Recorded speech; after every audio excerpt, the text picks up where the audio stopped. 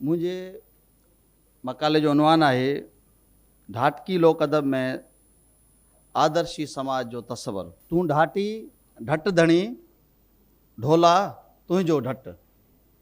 शाह अब्दुल लतीफ़ भिटाई जो बैत है, तू ढाटी ढट धणी ढोला तुझो ढट, पाए तुराड़ी तोरियां त मुल्क न तुझो मट, लाहे कसर कट खोड़ कना तू काक में।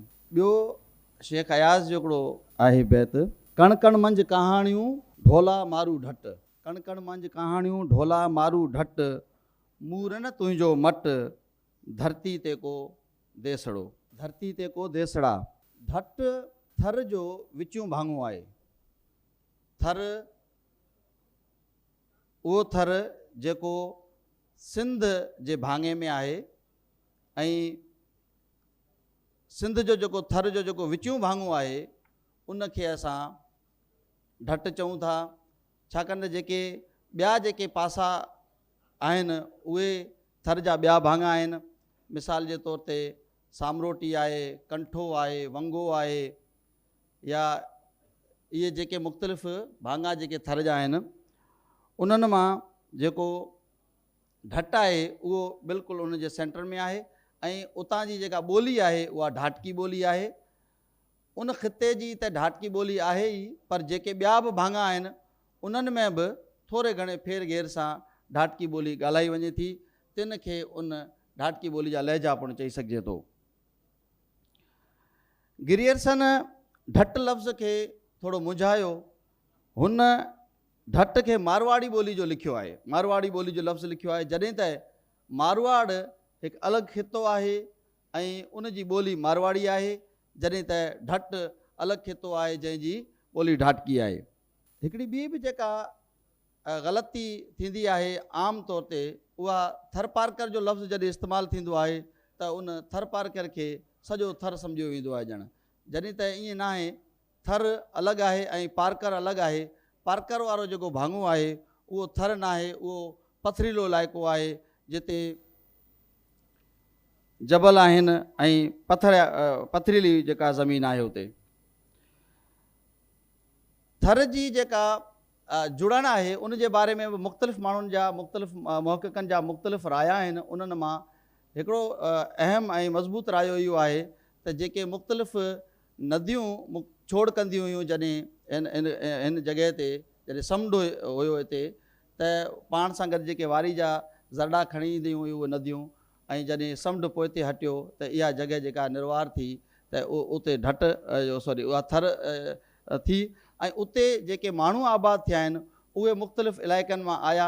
ख़ासि तौर ते जेके माण्हू उते ईंदा रहिया आहिनि मुख़्तलिफ़ दौरनि में, उहे बुनियादी तौर ते मुख़्तलिफ़ हमलावरनि खां बचणु, लिकणु या इन क़िस्म जी जेके सूरत हालूं जॾहिं हिते पैदा थियूं आहिनि त उते, छाकाणि त थर हिकिड़ो विशाल जेको वारीअ जे भिटनि जो हिकिड़ो सम्झ त इलाइक़ो आहे जंहिंमें माण्हू वञे थो त उते लिकणु ऐं पंहिंजो पाण खे बचाइण जो हिकिड़ो हूंदो हुयो।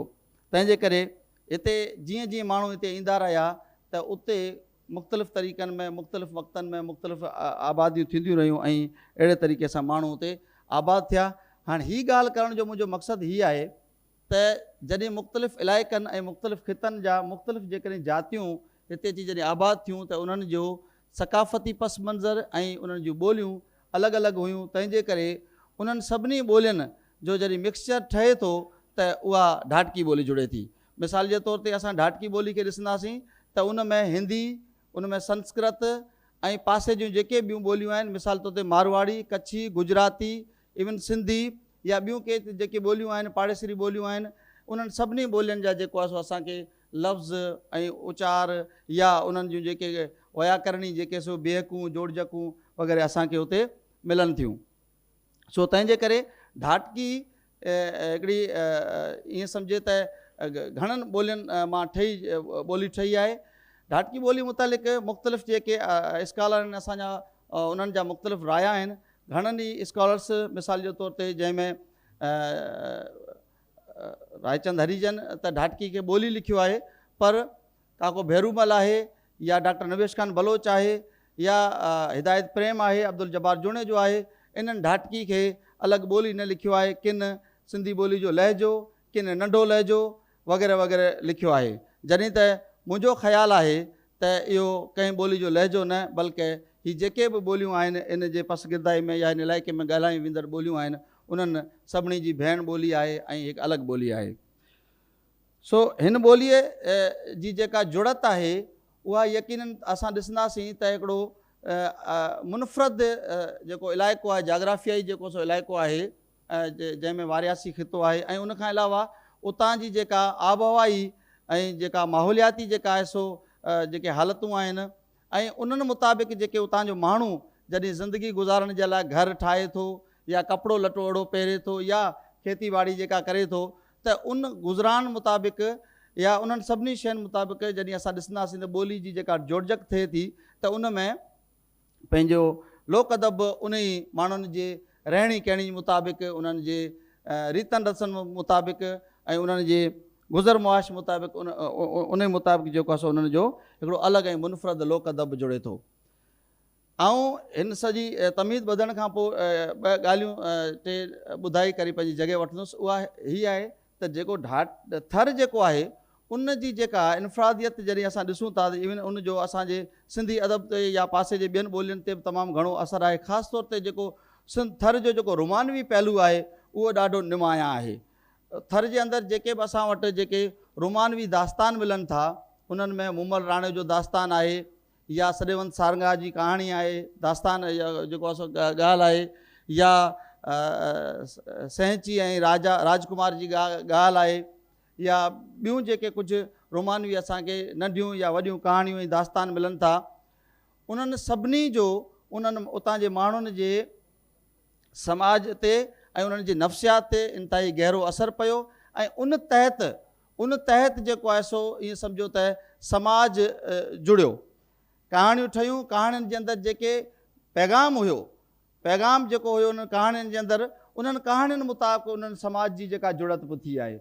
मिसाल जे तौर ते असां नंढड़े हूंदे खां हिकिड़ी कहाणी ॿारनि खे जी कहाणियूं नंढियूं नंढियूं ॿुधाई वेंदियूं आहिनि त हिकिड़ो काठेर हुयो, उहो जॾहिं काठियूं करणु वियो, अक जे वण खे जॾहिं उहो छाकाणि त थर में वण कटणु जेको आहे सो सम्झो त पाप सम्झियो वेंदो आहे। उन जा केतिरा ई समाजी ऐं सकाफ़ती कारण आहिनि, मुआशी कारण बि उन जा आहिनि। थर में वण कटणु जॾहिं पाप सम्झियो वेंदो आहे त हू काठेर जॾहिं काठियूं करणु वियो त झंग में वियो त हू को सुकल वण या थुड़ हूंदो उहो जॾहिं कटींदो हुयो त हिकु दफ़ा अक जो जेको ॿूटो जॾहिं वॾो थी वेंदो आहे त थुड़ हुनजो जॾहिं थुल्हो थिए पियो त उनजी जेका ॿाहिरीं जेका खल आहे उहा सुकल हुनखे लॻी, हुन सम्झो त इहो को सुकल वण आहे। त हुन जॾहिं कुहाड़ी हईं उनखे कटियो त उन मां जो रस निकितो त हुन सम्झो त मार इहो त ज़िंदा हो। पोइ उन छा कयईं जो उन पंहिंजे पटके मां अधु कटे अधु टुकर ॿधो उनखे ॿूटे खे, ऐं ॿी पंहिंजे जेको कुहाड़ी पंहिंजे टंग में हईं ऐं उहो अधु टुकर पंहिंजी टंग खे ॿधी घर आयो वापसि। त घर वारनि पुछियो त हीअ छा कयो आहे, त हुन चयो त जेतिरी तकलीफ़ वण खे थियणु घुरिजे थी आहे एतिरी मूंखे बि थियणु घुरिजे। ऐं ॿी ॻाल्हि त जॾहिं आउं हितां लंघंदुसि ऐं हू ज़ख़्मी हूंदो ऐं आउं सिहतमंद हुतां गुज़रंदुसि त इहा मूंखां शइ बर्दाश्त न थींदी। अहिड़े क़िस्म जूं नंढियूं नंढियूं जेके आखाणियूं आहिनि उहे असांजे लोक अदब जे अंदरि तमामु घणियूं मशहूरु आहिनि जेके असांखे ॿुधायूं वञनि थियूं।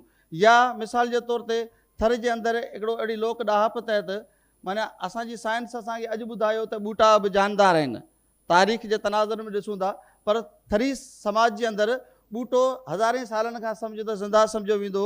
ऐं अॼु बि मिसाल अक जो जेको मूं मिसाल ॾिनो उनजो जॾहिं पन कटिबो आहे त छा कंदा आहिनि थरी जो उन पन खे राति जो मिसाल तौर ते उन्हनि खे जॾहिं ज़रूरत पवंदी आहे ॿारनि खे जॾहिं ॿधंदा आहिनि जो सहको थींदो आहे अहिड़े क़िस्म जी बीमारी ते, त उते उनखे ॿधण जे लाइ जॾहिं इतफ़ाक़ सां खपंदो आहे त उहो वण खे पहिरीं वञी अन्न चाहे ॿाझर हुजे चाहे ॿियो को अन्न हुजे उहो हणी उनखे सुजाॻ करे एतिराम सां उनखे सुजाॻ कबो, दान ॾेई सुजाॻ कबो, उनखां पोइ इजाज़त घुरी उनखां पोइ उनजो पन कटिबो। सो इहे क़िस्म जी जेके कहाणियूं मिलनि थियूं इहे कहाणियूं असांखे हिकिड़े आदर्शी समाज जोड़ण में इंतिहाई वॾो किरदारु अदा कनि थियूं। त असां ॾिसूं था त वण जी केॾी अहमियत आहे। ऐं उनखां अलावा असां ॾिसूं था त असां वटि पखियुनि जी जानवरनि जी मिसाल तौर ते मोर खे मारण ते परे जी ॻाल्हि, असां उन्हनि खे वॾो पाप सम्झो वेंदो त मोर खे, या रोहिड़े जो वणु आहे उनजी तमामु घणी अहमियत आहे।